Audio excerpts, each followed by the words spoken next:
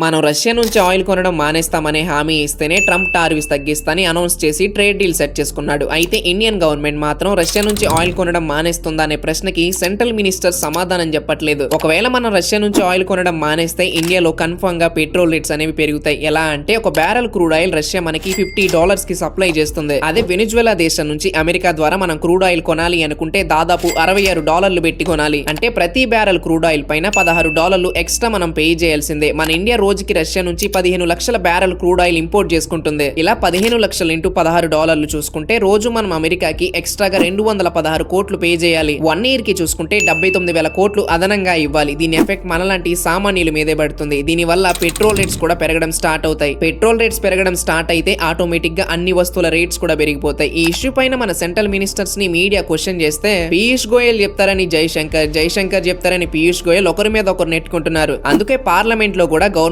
చాలా తెలివిగా మాకు 140 కోట్ల మంది ప్రజల ఎనర్జీ సెక్యూరిటీ ముఖ్యమని, ఎక్కడ లాభం ఉంటే అక్కడే కొంటామని డిప్లొమాటిక్ ఆన్సర్ ఇస్తుంది తప్ప రష్యా ఆయిల్ బంద్ అని మాత్రం చెప్పట్లేదు. మరి అమెరికా ఇండియా ట్రేడ్ డీల్ పైన మీ ఒపీనియన్ ఏంటో కామెంట్ చేయండి.